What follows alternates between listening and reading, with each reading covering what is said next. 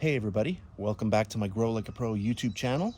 Today is May the 20th, and 1 week ago today I filmed these plants, so 7 days ago, and I just wanted to come back and just show you a little bit of an update. I'll just tilt these up so you can see. These are the cantaloupes, and these here are the peppers, and they're coming along really well. In the part of Canada that I live in, we still cannot plant at this moment because there are still frost warnings. Last night it went down to about plus 4 degrees, so it was pretty chilly. I actually brought these in because that's what they said to do, and I didn't want any chance of them getting hit by frost.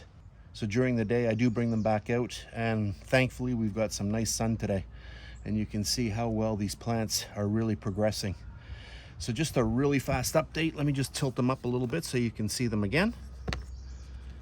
And so that's what 7 days will do.